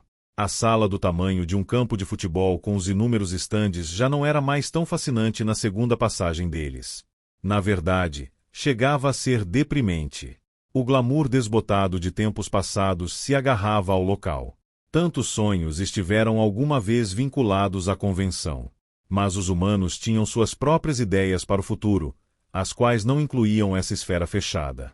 O androide no balcão de aluguel acenou para eles. Bom dia, Johannes Kepler disse. Ele nem mesmo reconheceu Zeni e o mordomo com um olhar. Kepler assentiu. Por favor, sigam-me e sejam rápidos. O transportador sai em 5 minutos. Estão atrasados. O topo do balcão se deslizou para o lado. Kepler correu para alcançar o androide. Então a sala se inclinou. Merda! Ele tinha tropeçado. Quem teria colocado essa mochila aos seus pés? Tentou se agarrar ao androide, mas não conseguiu se agarrar a nada. Outro holograma. Ele caiu, a parte superior do corpo batendo no chão primeiro. Johannes Kepler, Você está bem. O androide virtual se agachou ao lado dele e passou a mão sobre sua cabeça. Kepler não conseguia sentir nada, o que só fez piorar as coisas. Então 2 braços fortes o agarraram pelos ombros. O mordomo o colocou de pé novamente. Obrigado, disse Kepler. Era a sua mochila. Não, minha, interveio Zeni. Venham, venham, bradou o androide. Mas não tem ninguém aqui. Por que toda esta agitação? Indagou Kepler. Devemos ser pontuais. A cota de pontualidade foi exatamente 100% no último quilociclo. Somos o serviço de transporte mais pontual do universo. Quantas vezes o transportador voou no último quilociclo? Nenhuma. Então, como você pode calcular uma cota? Isso seria um fator zero. O último quilociclo também inclui a sua partida, e até agora temos sido pontuais. Por favor, venham rápido. O androide correu na frente deles por um corredor com iluminação difusa. Kepler tentou manter o funcionário contente. Chegaram ao transportador assim que o relógio de bordo marcava 7h59. Kepler se deixou cair no assento mais próximo, exausto. Uma boa viagem, anunciou o androide. A porta do transportador se fechou. Kepler se reclinou em seu assento. Depois de 2 horas, eles aparentemente atingiram sua velocidade máxima, porque a gravidade zero entrou em ação. Kepler se levantou e flutuou até o teto transparente de 3 metros de altura. O transportador, ou pelo menos o que podia ser visto dele, parecia um copo, metade do qual era feito de metal. Na frente, invisível para ele, devia haver um sistema de controle, bem como a unidade de propulsão na parte de trás. A vista pela janela acima era impressionante. As estrelas estavam tão incrivelmente próximas. Ele nunca havia visto nada parecido. Estavam posicionadas de forma que você pudesse encontrar condições ideais em quase todos os lugares. O céu não estava preto aqui, era azul, mas as estrelas ainda brilhavam tão intensamente quanto no céu noturno mais escuro, contanto que não desaparecessem atrás de uma nuvem impressionante. Toda a esfera interna estava repleta de ar respirável. Essa tinha sido a maior conquista dos arquitetos. Não era suficiente apenas encher o espaço com ar. Unidades se encontravam distribuídas em todos os lugares para controlarem a atmosfera e ajustarem conforme necessário. Sem ajustes constantes, a circulação de ar seria concentrada em certas áreas, enquanto em outras você dificilmente conseguiria respirar. A atmosfera também alterava a mecânica orbital dos planetas, os quais inevitavelmente teriam colidido com seus sóis se seus cursos não fossem estabilizados artificialmente. Surpreendentemente, tudo isso ainda continuava funcionando. Um botão na janela superior dizia "Abra aqui" em vários idiomas.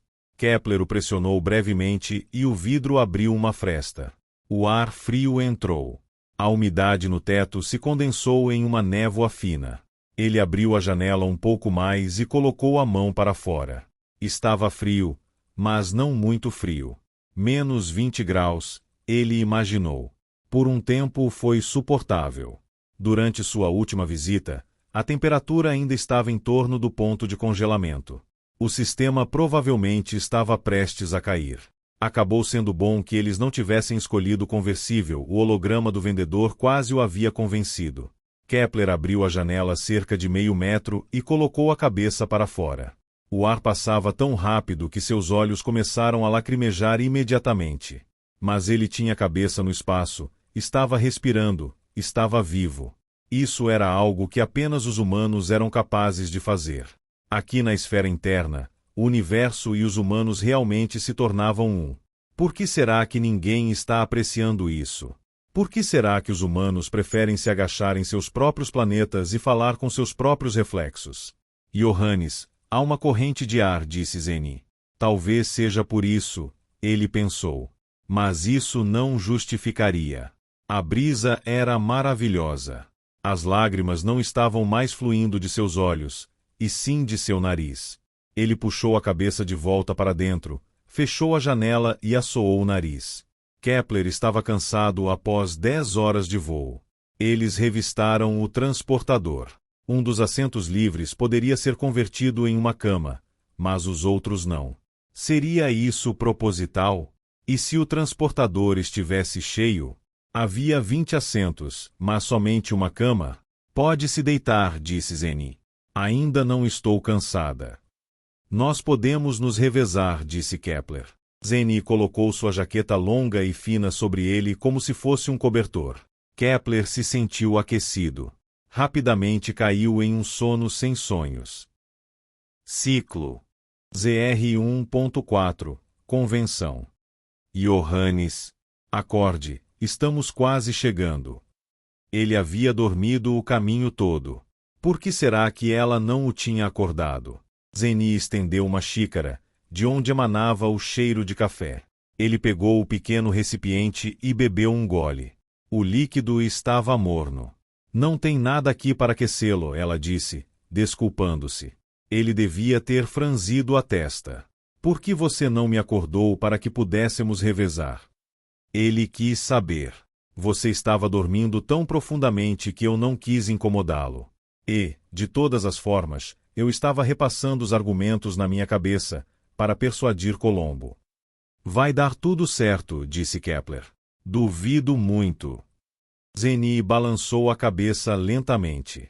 Mas pelo menos temos que tentar. A porta do transportador se abriu. Uma figura espectral apareceu. Poderia ser um oficial uniformizado ou um mágico de conto de fadas. De todos os modos, a casca externa tremeluzia tão dramaticamente que dava para ver o esqueleto por baixo. Desculpem-me pela minha aparência, disse uma voz masculina profunda, mas a projeção holográfica não está funcionando direito. Estou aqui para acompanhá-los. O secretário Colombo está ansioso por sua visita. Então ele mesmo poderia ter aparecido, disse Zeni. O holograma tremeluzente não respondeu, provavelmente por educação. Podem deixar a sua bagagem no transportador, anunciou. Há alguma possibilidade de um bom banho em algum lugar? Sou apenas meio humano se não tomar banho. Se quiserem, podemos parar no bloco de saneamento. Isso seria maravilhoso. Era menos da metade humano quando não tomava banho. O holograma tremeluzente os levou por corredores típicos de um prédio administrativo. Tudo aqui era cinza. Linhas brilhantes corriam pelo teto. Devia ser o projetor holográfico. Talvez Kepler devesse oferecer ajuda.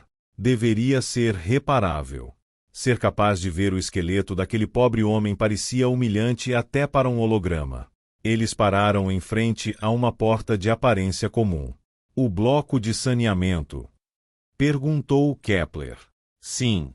Vou buscá-los em 15 minutos, se lhe parecer adequado, disse o holograma, olhando apenas para Kepler. Eu nunca vou terminar nesse tempo, disse Zeni. Pode ser em meia hora. Como quiserem. Espero que o secretário não tenha outras reuniões. Há muitos visitantes. Indagou Zeni. Vocês são os primeiros em muito tempo. O holograma ainda estava se dirigindo a Kepler, embora estivesse respondendo à pergunta de Zeni. Talvez sua ex-namorada não existisse para a inteligência artificial que controlava o holograma. Devia ser bastante conflitante para o software. Estava recebendo entrada ótica e acústica de um objeto que não existia. Com sorte, a inteligência artificial não sofreria uma crise existencial. Kepler sentia pena da situação. O holograma já estava sendo punido o suficiente pelo projetor defeituoso. Então tenho certeza de que o secretário terá tempo para nós, mesmo que nos atrasemos um pouco, disse Zeni. Claro, replicou o holograma. Então, acenou para Kepler e desapareceu. A porta do bloco sanitário se abriu. Continha um banco de madeira, 3 chuveiros separados por painéis de vidro translúcido, mas abertos na frente, o mesmo número de pias com espelhos acima delas e 2 cubículos, que presumivelmente continham sanitários. Você pode esperar do lado de fora, Pupi, sugeriu Zeni, e entrou. Kepler a seguiu. Zeni não hesitou em se despir. Será que ele deveria se virar? As orelhas dele ficaram vermelhas. Mas Zeni não disse nada. Então, a decisão era dele. E não era como se nunca a tivesse visto nua. Ele tirou as roupas também, mas não conseguia desviar o olhar de Zeni. O corpo dela parecia perfeito. Os quadris curvos, a cintura estreita. Ela puxou a camiseta por cima da cabeça e tirou a roupa íntima. Ele observou os pelos pubianos escuros entre as pernas da ex-namorada. A última vez que a havia visto assim tinha sido alguns quilociclos antes. Ela não parecia ter envelhecido nada. Kepler olhou para si mesmo. Sua barriguinha estava mais saliente do que naqueles dias. E ele ainda estava usando cueca e meias. Era melhor se apressar, ou Zeni terminaria antes dele. A água que saía do chuveiro estava morna no começo, mas logo ficou quente demais. Provavelmente levaria 5 minutos para ajustá-la à temperatura ideal. O recipiente de sabão na parede continha um líquido oleoso. Ele suspeitou que fosse shampoo, mas o produto tinha um cheiro estranho. O mais certo é que estava rançoso. Ele ensaboou o cabelo com o produto, carente de opções, depois enxagou a espuma e limpou todo o corpo. Saiu do chuveiro antes de Zeni. Onde estavam as toalhas? Ele se abaixou e encontrou uma prateleira embaixo da pia. Pegou 2 toalhas. Deixou uma na frente do chuveiro de Zeni. Ela estava de pé com o rosto virado para o jato do chuveiro e obviamente estava desfrutando da água quente. Ela estava de costas para ele. Pequenas nuvens de vapor se elevavam da pele dela, fazendo parecer que era ela quem estava esquentando a água. Coloquei uma toalha aí para você, ele disse. Obrigada, ela repôs.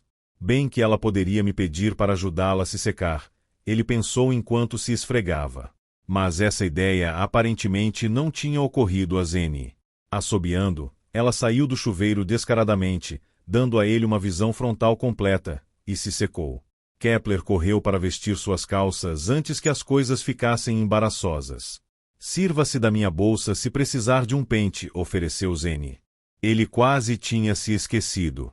A bolsa dela estava na beirada da pia. Ele teve que se forçar a abri-la. Havia algo mágico nas bolsas femininas. Mas a de Zeni era surpreendentemente organizada. Ele encontrou o pente imediatamente. A bolsa também continha uma variedade de maquiagem e uma conveniente arma preta. Kepler ficou surpreso. Desejou que ela não tivesse acabado de lembrá-lo de se pentear.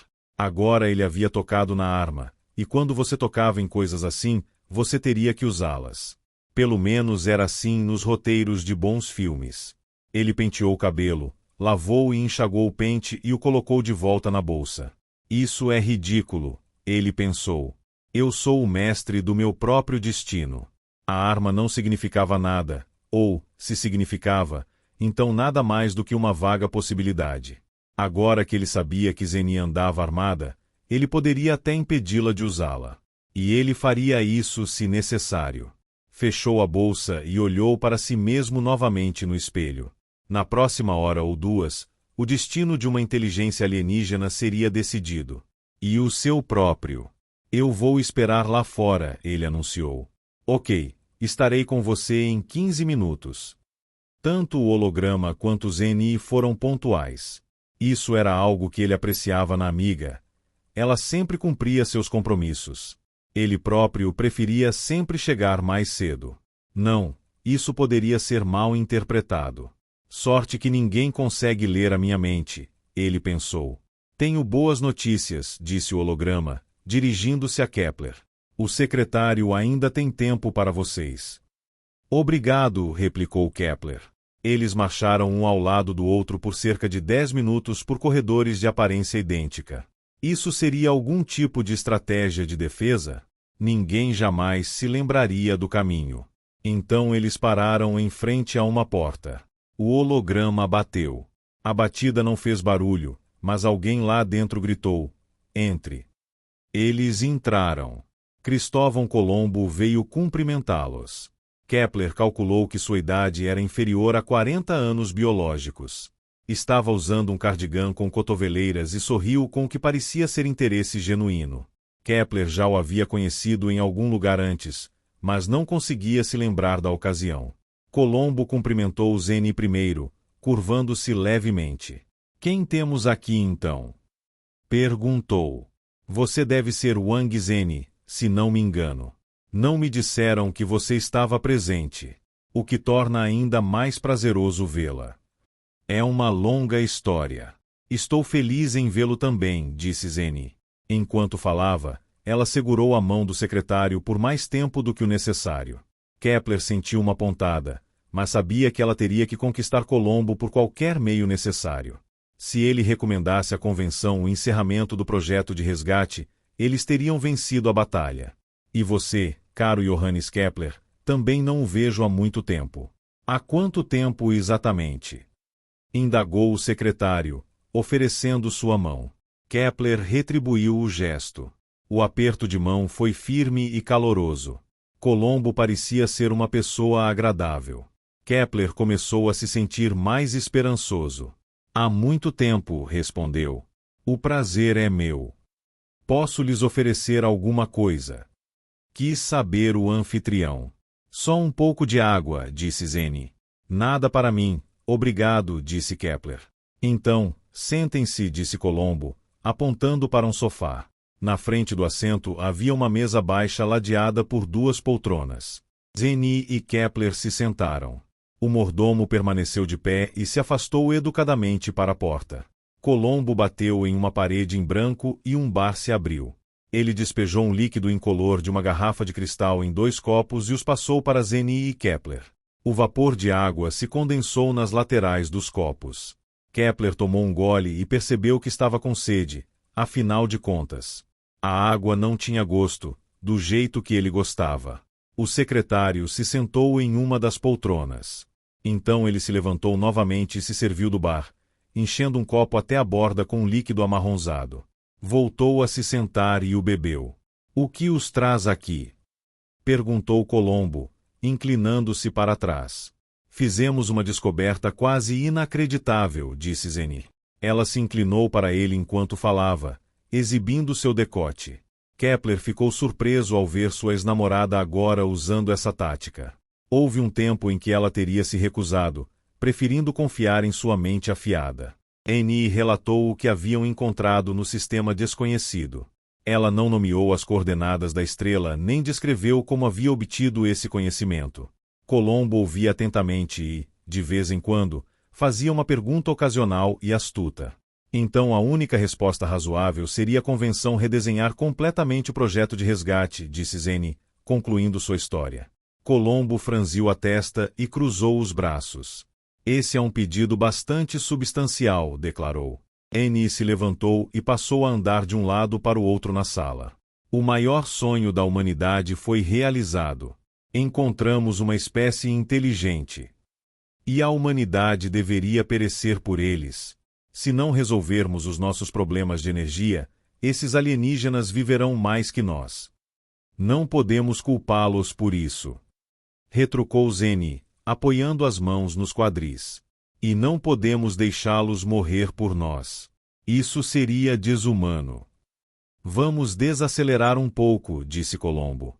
Estou preparado para apresentar esta história à convenção. Claro, não posso prever qual curso de ação a Assembleia Completa decidirá. Já investimos recursos demais no projeto de resgate. Será que vamos simplesmente aceitar que tudo isso tenha sido em vão? Não há outra opção para a humanidade. Temos que repensar o projeto de resgate. Sim, ele fornecerá menos energia. Mas será que podemos exterminar uma espécie inteligente em nosso próprio interesse? Colombo negou com a cabeça. Não estou dizendo que não simpatizo com o seu pedido, Wang Zeni. Mas você deve admitir que há algumas inconsistências. A que você está se referindo, secretário? Primeiro, o fato de que esse sistema duvidoso não está em nenhum dos nossos bancos de dados. Ninguém viu essa inteligência, além de você. Eu tenho vídeos holográficos que mostram tudo. Eles podem ser falsificados, você sabe disso. O ponto 2 é sua própria pessoa. Zeni parou de andar. O que você quer dizer? Você foi certificada como insana por 1,5 kg. Sua consciência foi colocada em quarentena. Na época, você alegou ter encontrado uma cópia exata da Terra. Kepler estava ouvindo sobre isso pela primeira vez. Devia ter acontecido depois que ele e Zeni terminaram. Será que a separação tinha sido o gatilho para o colapso? Oh, Zeni! Agora ele entendia por que ela estava mantendo distância. Eu fiquei doente por um período, devido a razões pessoais. Mas estou totalmente recuperada. Você não foi liberada. Em vez disso, você fugiu da estação e se serviu de um corpo artificial. Foi condenada por isso e recebeu uma grande multa. Posso lhe dizer o valor exato. Sua ex-namorada era uma condenada. Isso também era novidade para ele. Ela havia conseguido escapar de uma estação de quarentena. Nada mal. Mas espere um minuto. Algo não estava certo aqui. Zeni tinha sido deletada do banco de dados. O secretário não poderia realmente saber tudo o que estava dizendo a eles, a menos que possuísse uma memória fenomenal ou a menos que ele tivesse preparado um backup dos dados de Zeni antes da exclusão. Mas isso significava que o cara devia ter tido algo a ver com isso. Como Kepler poderia alertá-la sobre isso? Será que ela já havia percebido? Ou Kepler estava errado e havia perdido algum detalhe importante? Isso não é necessário, disse Zeni. Foi há muito tempo. Estou preparada para demonstrar a minha saúde psicológica. E qualquer um que não acredite em mim pode simplesmente voar comigo para o planeta da Zerbai. Eu sou seu amigo, Wang Zeni, repôs o secretário. E, como tal, só quero o melhor para você. Isso também significa protegê-la de danos potenciais. Seus oponentes tentarão questionar a sua credibilidade. Você tem que estar preparada para isso. Também pode ser que os 2 sistemas planetários que serão destruídos pelo projeto de resgate pertençam à sua enorme fortuna privada. Então você poderia ser acusada de ter um interesse pessoal. Sua riqueza a protegerá da crise energética por um longo tempo, o que significa que você só perderia se o projeto de resgate fosse adiante. Preciso de evidências sólidas antes de poder apresentar a sua história à convenção. Isso é para o seu próprio bem. Eni balançou a cabeça em negação e passou a andar ainda mais rápido pela sala. Então a porta pela qual havia entrado foi aberta. O holograma tremeluzente apareceu. Acenou para o secretário, quem caminhou até a porta. O holograma sussurrou algo ao ouvido do chefe. Colombo se virou e se aproximou de Zeni, sorrindo. Uma nova situação veio à tona, disse o secretário. Sim. Zeni o examinou com atenção. Chegou uma mensagem da esfera de Disson 7A. Ah, sim. Disse Zeni, brincando distraidamente com um botão em sua blusa. Até que demorou um pouco, pensou Kepler. Uma mensagem viajando na velocidade da luz deveria ter chegado muito antes deles. Estavam sendo enganados aqui e agora. Uma nave não registrada atacou a esfera para roubar matéria escura, danificando-a no processo. O dano é imenso. Esses piratas estão ficando cada vez mais ousados, Zeni manteve a classe. A nave perdeu vários de seus tanques de hidrogênio quando foi atingida por material da estrela. Sim, esses tanques são muito sensíveis, disse Zeni. Nós mesmos descobrimos isso. Você só precisa orbitar muito perto de uma estrela e eles se rompem. Muito irritante. Ela voltou a andar pela sala. Houve outro incidente, disse o secretário. Isso é interessante. Interessante é a palavra errada. Terrível ou macabro seria mais adequado. O arquiteto Walter Gropius foi morto, ou melhor, executado. Ele estava ocupado na IRS-13 com os preparativos para o projeto de resgate. A IRS-13 está a caminho da esfera de Disson 7A para cá. Sem Gropius, o projeto de resgate poderia ser adiado. Poderia até falhar completamente. Kepler sentiu calor. Gropius, o famoso arquiteto, estava morto. E parecia que o secretário suspeitava deles. As coisas estavam indo terrivelmente mal. Zeni, você tem que responder agora. Diga algo, prove que não tivemos nada a ver com isso. Mas Zeni não disse nada. Continuou andando cada vez mais rápido, como se isso fosse mudar alguma coisa. Johannes Kepler, lamento que tenha sido arrastado para algo maior do que você mesmo, declarou o secretário. O quê? Algo que estava além de sua capacidade. O que esse engomadinho estava tentando insinuar? A ira borbulhou no estômago de Kepler. Mas você deve ser capaz de ver, disse Colombo, que a sua querida amiga aqui é um perigo para a sociedade. Infelizmente, tenho que prendê-la. Há um risco que ela fuja, assim sendo, isso terá que acontecer imediatamente. Então, tubos indefinidos se projetaram das paredes. Deviam ser algum tipo de arma. Zeni parou de andar. Ela se virou. Seu rosto estava pálido. É claro que você é livre para sair a qualquer momento, Johannes Kepler. Você serviu bem à humanidade como astrônomo e até agora não teve nenhum conflito com a lei. A convenção valoriza as suas contribuições. Tenho certeza de que Wang Zeni mentiu para você sobre seus antecedentes criminais. O que ele deveria dizer? As acusações contra Zeni eram injustas. Ela estava apenas defendendo a Azerbai. O que você está dizendo, isso é, tentou mais uma vez. Não poderia simplesmente deixar que a coisa ficasse assim. Vá embora, Johannes, disse Zeni. Você ouviu o que ele disse. Você está livre. Sua amiga está certa. Seria melhor se fosse embora e se poupasse de qualquer aborrecimento. A porta se abriu. Kepler estava recebendo mais benesses do que merecia, dadas as circunstâncias. Ele não havia impedido o ataque à esfera de Dyson. E tentar atribuir um assassinato a Zeni, isso era inaceitável. Ele assentiu e se levantou lentamente do sofá. Espero que nos vejamos novamente em melhores circunstâncias, disse Colombo. Você é sempre bem-vindo aqui. Obrigado, murmurou Kepler. Encontrarei o meu caminho de volta então. Ele gemeu, como se suas costas doessem. Então se abaixou novamente na direção do sofá. A bolsa de Zeni estava ali. Vou levar o pente comigo. Pode ser, Zeni? Perguntou calmamente. Como quiser, ela respondeu. Kepler abriu a bolsa e remexeu em seu interior. Fingiu estar procurando o pente, mas já havia encontrado o que precisava. Colombo estava parado a alguns passos do sofá, de frente para Zeni. Kepler levantou a bolsa com a mão esquerda, deixando a mão direita dentro dela, fazendo uma cara de decepção. Não consigo encontrar o pente, relatou. O secretário devia pensar que o sujeito era um idiota, fazendo tanto barulho por causa de um pente, em uma situação como essa, mas não se alterou. De todas as maneiras, o homem obviamente já pensava que Kepler fosse um desajeitado e incompetente. Mas logo essa percepção se mostraria equivocada. Às vezes, o melhor era não ser subestimado. Você pode dar uma olhada, querida. Kepler sugeriu. Segurou a bolsa à frente do corpo. 1 passo, 2 passos, 3. Então ele estava de pé, bem atrás do secretário, quem não tinha ideia do que estava prestes a acontecer. Kepler se sentiu travessamente eufórico. Isso não seria uma surpresa? Ele puxou a arma com a mão direita e a pressionou contra o pescoço do secretário.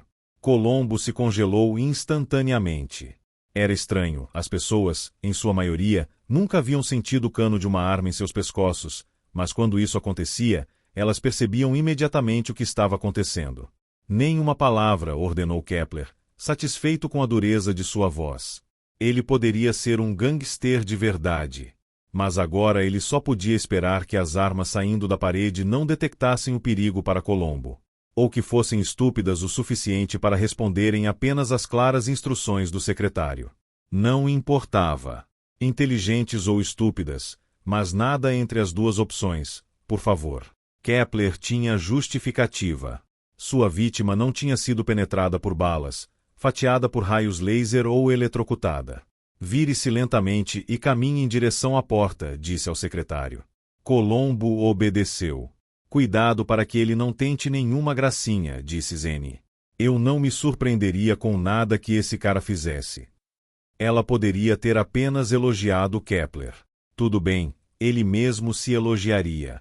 Afinal, tinha-se saído muito bem. Aumentou a pressão da arma contra o pescoço do secretário. Um pouco mais rápido, se não se importar, disse. Johannes Kepler, você está cometendo um erro grave colaborando com essa criminosa. Cale a boca, seu canalha, Kepler retrucou. Ouvir tamanha agressão saindo de sua própria boca foi uma sensação edificante. Não abuse da sorte, disse Zeni, mas ela sorriu para ele com cumplicidade. Obrigado, Zeni. Eles saíram para o corredor. O mordomo tomou a dianteira, verificando se a barra estava limpa. Você vai nos levar de volta para o transportador agora. E não banque o espertinho, disse Kepler em tom ameaçador. Há um problema com relação a isso, replicou o secretário. Estou ouvindo, mas não banque o espertinho, como eu já disse. O transportador não estará lá. Por quê? O que está acontecendo? Eu determinei um veículo de 2 lugares para você e seu mordomo. N não deveria deixar o setor administrativo. Como você sabia que estávamos chegando? Continue andando. Obviamente eu não tinha certeza, mas o ataque à esfera de Dyson mostrou que vocês precisariam de combustível. E para onde você pretendia voar? Para a convenção, para garantir que o projeto de resgate fracassasse. E então, quando vocês mataram o arquiteto também, nós tínhamos certeza de que estavam falando sério. Mas eu achava que você especificamente estava apenas pegando uma carona, Kepler. Bem, você estava enganado, rebateu Kepler. Colombo finalmente havia deixado a máscara cair. A quem se refere com nós? Perguntou Zeni. Somos algumas pessoas que querem implementar o projeto de resgate. Porque ele vai nos salvar. Não podemos nos dar ao luxo de levar mais nada em consideração. Você quer exterminar uma espécie inteira? Algumas lâminas de grama em um único planeta. Você tem cheirado erva demais, Zeni. Kepler atingiu a orelha do secretário com o cano da arma. Ai, isso doeu. Vocês são assassinos, Colombo. Disse Kepler. Nós somos salvadores. Estamos salvando a humanidade. Se vocês tiverem sucesso, terão o destino fatal da humanidade em suas costas. Kepler estava prestes a bater na orelha dele novamente. Não faça isso, disse Zeni. Não ajuda em nada. Como podemos chegar à câmara de descompressão? Quis saber Kepler. Eu não sei. Bem, é melhor você pensar em algo, Colombo. Ou eu poderia perder o controle. Ele desengatou a trava de segurança da arma. O secretário se virou, chocado. Meu veículo particular, poderemos sair das instalações nele, Colombo disse. Quantos assentos? Perguntou Kepler. 4. Isso é perfeito, espaço para todos nós. Ou vocês podem me deixar para trás. Não causarei problemas. Quão estúpidos você acha que somos? Indagou Kepler. É claro que você vem com a gente. Caso contrário, a inteligência artificial nunca nos deixará sair da esfera. O secretário não tinha mentido. Meia hora depois, eles estavam sentados em uma espécie de aeronave. Era muito menor que o transportador. Seu teto era feito de um plástico flexível e levemente leitoso. Kepler ficou desapontado. Por que não há vista para o exterior em seu veículo particular? Ele perguntou. Colombo o encarou. Claro que há. É um conversível. Podemos recolher o teto para baixo. Mas venta muito nos bancos de trás. Embora o ar estivesse bem frio, a experiência parecia tentadora. Eles poderiam colocar o mordomo e Colombo na parte traseira. Mas então ele não seria mais capaz de controlar o secretário. Pupi. Como posso ajudá-lo, Johannes? Você sabe manusear uma arma? Eu posso manusear qualquer arma. Se eu lhe der a arma e instruções para colocar uma bala no pescoço do secretário se ele fizer um movimento em falso, você será capaz de cumprir as instruções? Perfeitamente. Isso não seria difícil para mim, respondeu o mordomo. Você só precisa definir o termo movimento em falso com mais precisão. Você não tem um programa que o impede de machucar humanos? Não, Johannes. Eu sou uma inteligência artificial avançada, esse tipo de proibição não faz sentido. Sou capaz de avaliar por mim mesmo se uma ação é justificável. Atirar na cabeça do secretário é moral e eticamente aceitável. Afinal, estamos falando sobre resgatar uma espécie capaz de raciocinar. Entendido, repus Kepler. Você o ouviu, Colombo. Precisamos conversar sobre a sua bússola moral novamente, insinuou Zene. Mas não até que esta história tenha um final feliz. Um final feliz. Vocês estão completamente ferrados. A maioria da humanidade está contra vocês. Isso não está claro ainda. Interveio Colombo.